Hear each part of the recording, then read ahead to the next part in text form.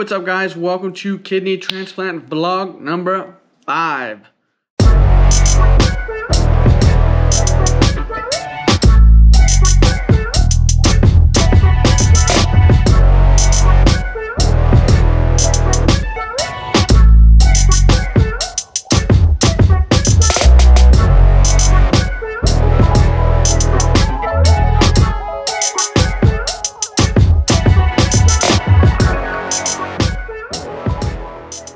So as you can see from that intro, this episode is going to be a little bit different. We've been getting such great feedback from all of you and so much support and so much prayer, and we want to just say thank you and please continue praying with us. And we've been getting the question, all right, so you're waiting this uncertain amount of time, and what are you doing while you're waiting? And so today I just want to talk a little bit about two things. First of all, waiting is, man, it's an interesting thing. There are kind of two types of waiting. There is like a sedentary passive waiting where you just sit and you wait for whatever you sit and you wait for whatever to happen, whatever you're waiting for to happen. Or there's like a more active waiting where you are actively preparing and doing things so that when the time comes for whatever you're waiting for, you are prepared as possible, and you are ready to take it head on. And so my family and I have been trying to take the more active route in this waiting. What I really wanted to talk about is in life there are kind of two things. In this side there are things that we have absolutely no control of. Things that just sort of happen around us or happen to us or are happening regardless of what we do. Things we cannot control. And then in this hand we have things we can control. So I'm going to give you a brief description of kind of how we look at these things. So things we can't control. There's so much in life that we have absolutely no control over. For this vlog specifically, we're talking about kidney failure. And my kidneys are failing. There's not really anything I can do about that. That's just what they're doing.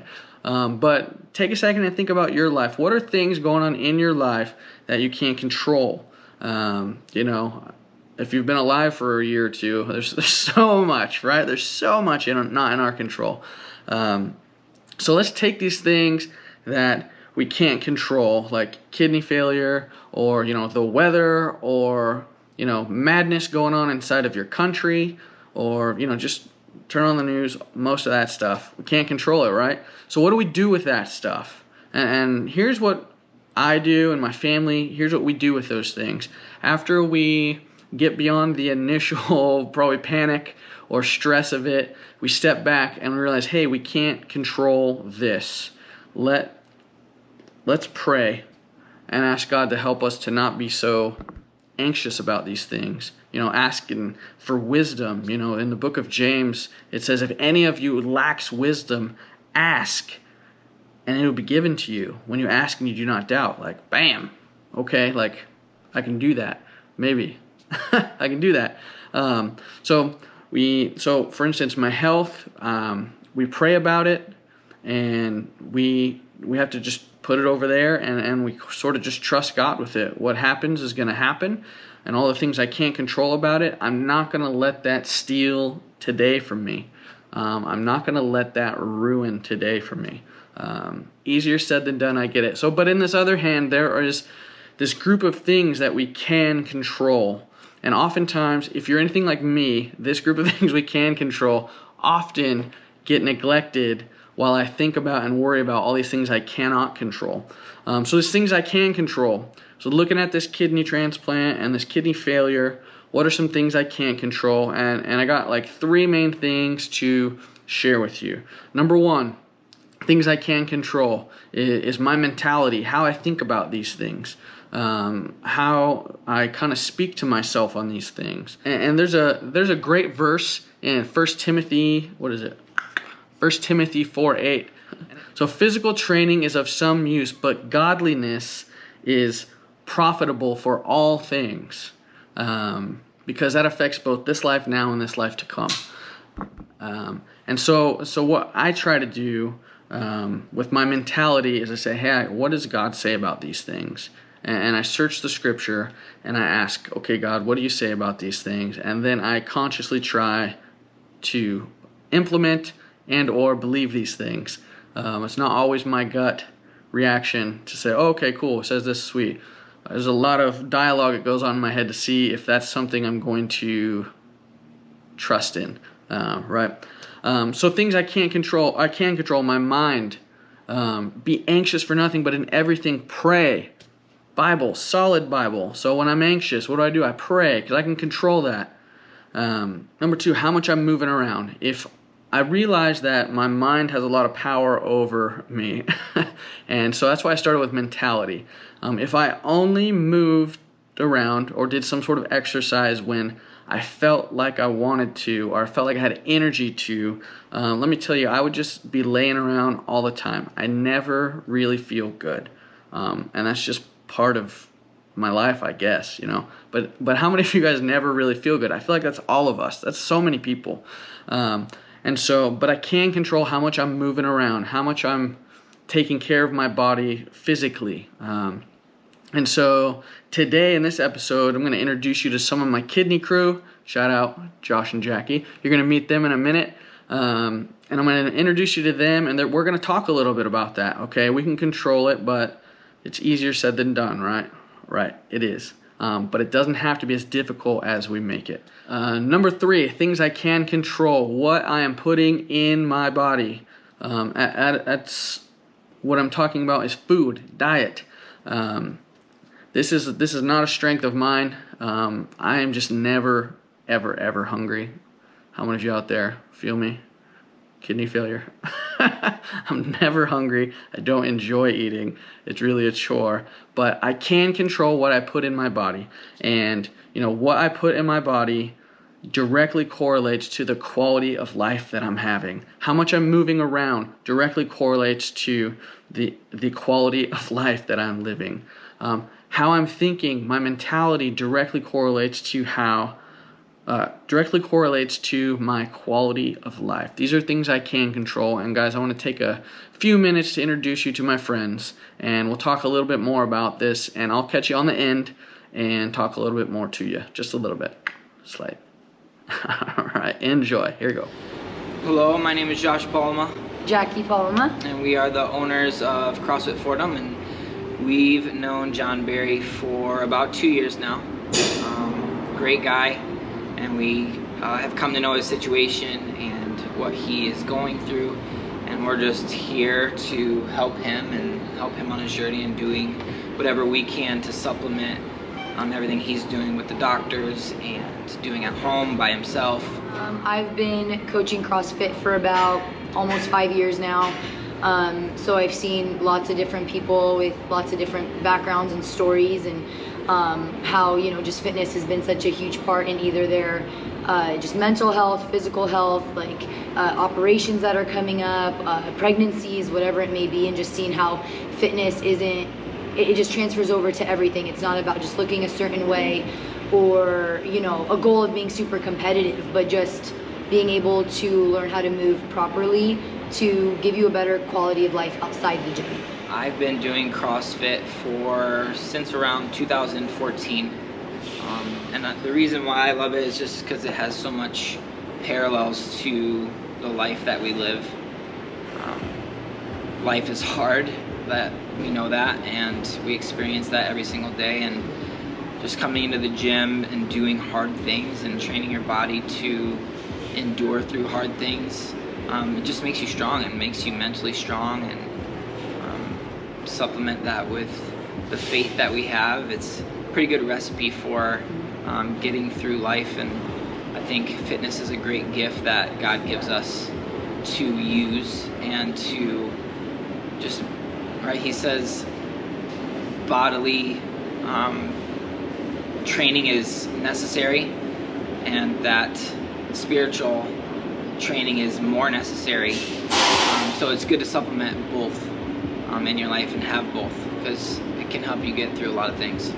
Yeah, it's funny because a lot of people when we say, oh yeah, come try CrossFit. They're like, no, I can't. I'm not fit enough. You gotta train for it. Yeah, I gotta get in shape first before I do CrossFit, and that is so far from the truth. Yeah, that is not true. And CrossFit is for every fitness level. It's for your games athlete, and it's for your grandma who is 80 years old.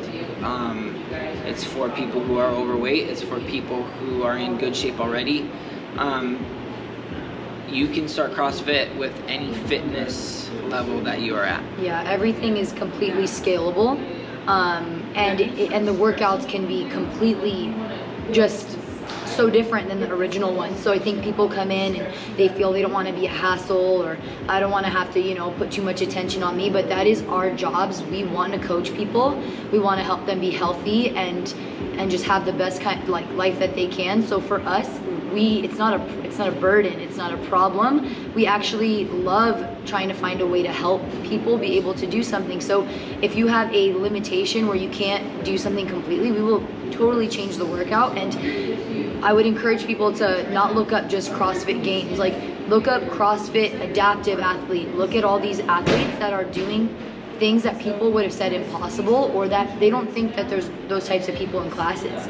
We have we have continued education in CrossFit. The coaches are trying to learn how to scale the best they can for you. And what I love about it is that you build a relationship with the members. It's not just like clock in and, okay, thank you for coming, goodbye. Like, we get to know your personal life, and so it becomes very personal for us to want to see our members, who are like our family, get better. And this isn't just at this gym. That's a CrossFit community thing. It's what CrossFit's about. That's what CrossFit is. It's training for life. Yeah. It's not trying to go to the CrossFit Games. It's not trying to, some people do, right? The sport of it, but it's more, what CrossFit was meant for is for us to be healthy and to be able to experience life and be trained for anything that comes throughout the day and throughout the weeks and months and years.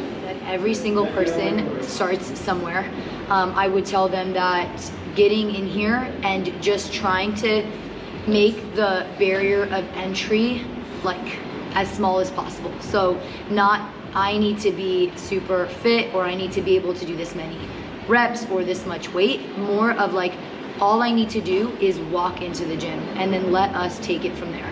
Don't think about what you need to do for the workout. Don't think about how you're gonna get through the hour.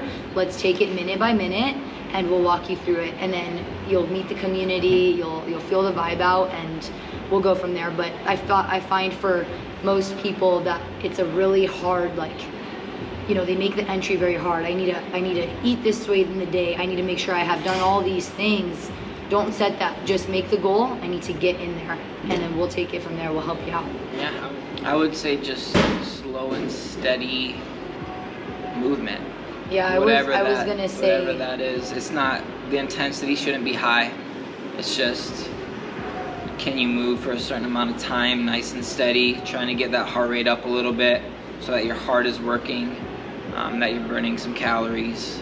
And then make sure you're supplementing that with eating healthy and getting good sleep. Yeah. I think that would be the best thing for that. Yeah, and I think, and again, I don't want to step in as a doctor or anything, but as far as we know, and every person is going to be so different. So I think my first thing would be to, get somebody that you're wanting to work with on the same page, whether that's your spouse, your coach, or whatever, that's kind of walking with you through this on the same page as your doctor. Keep each other in the loop.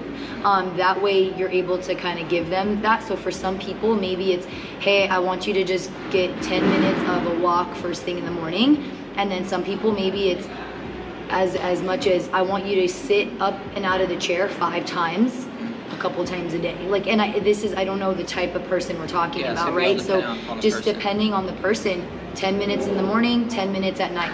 Might have them go through a little flow of some type of stretching, where some people, maybe it's come into the gym and let us scale you through a workout once a week, right? Something like that. So depends on the person above anything, but I would just say that get your support team, figure out who's gonna be your coach, your trainer in that, and your doctor and your family, and get us all on the same page so that we can help give you the best routine where, yeah, you start at whatever level that we feel fits for that person. Health and fitness is important to me because it's just the lifestyle that I want to live.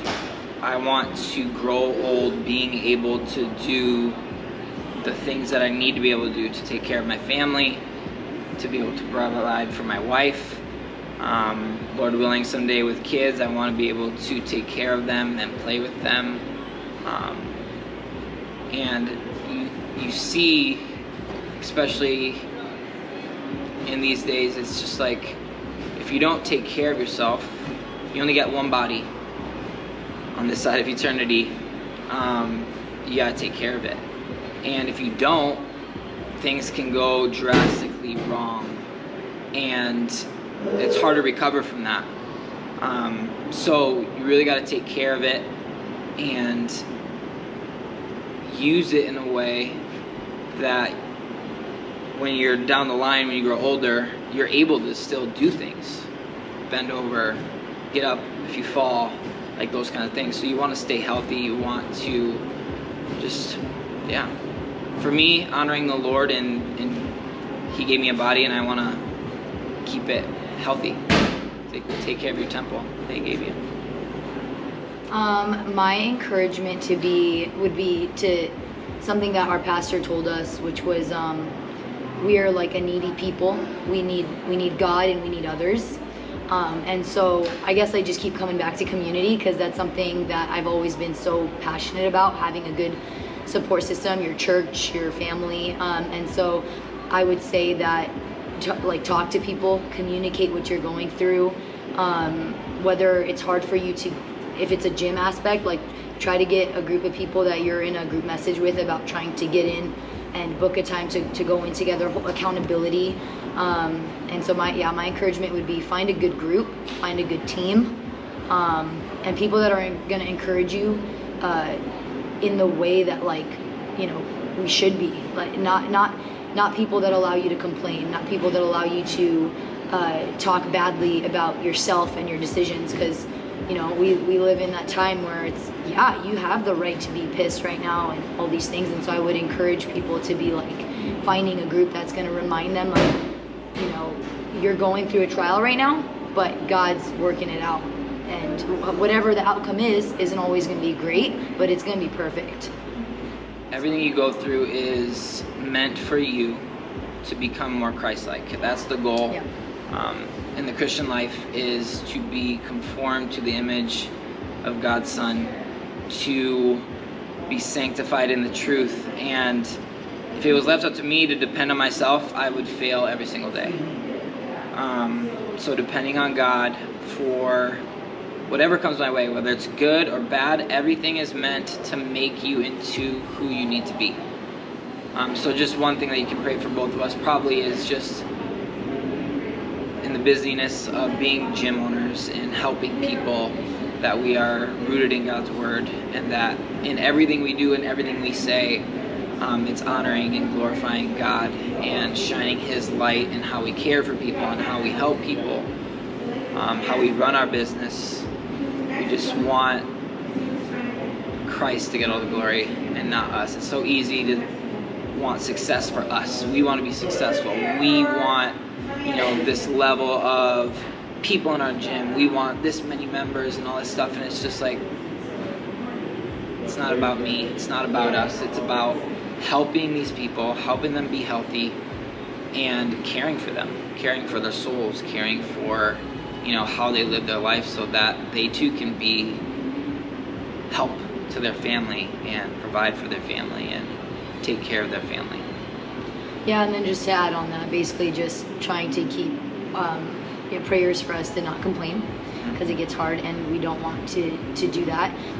So just, yeah, to not complain about things, just to be grateful for everything that we do have, good and bad. And then also just to have a servant heart and to just want to serve others every day and make that the motivation, so that when it gets hard, we remember that we're serving people. Yeah. And that's like the best thing. It's a good feeling to serve others. So if you do want to be part of the fam, CrossFitFortem.com. You can reach out to us. We will definitely call you back, email you back, or just talk to our best friend, John. And so these seasons of waiting are really just seasons of potential. They are time that we can choose to actively use to get closer to the Lord and help our mental game, that we can choose to exercise and help ourselves physically, that we can choose to eat a little better to help ourselves have a little bit more energy and feel better. Let's try our best not to waste these seasons of waiting, just waiting for something to happen. They're really just great opportunities for us to take advantage of. And really the main takeaway about all of this video specifically, is your support crew is so huge. And that can go, or your kidney crew. Your kidney crew is so huge. If you don't have kidney issues, you're just a support crew for your life is so huge. We cannot do this alone, and oftentimes we try. And as we try, we find ourselves just floundering. We were not made to be solitary creatures. We're like pack animals, like wolves and stuff. We need each other. Just like this community we're building here on YouTube is just people praying. Man, I thank you. I love you for that. Bye guys, thanks so much for watching. And I want to encourage you to come work out with us. It's gonna be great. You can do it. You can do more than you think you can do. CrossFitFortem.com. Come check it out. All right guys, thanks so much for watching. See ya. We'll see ya.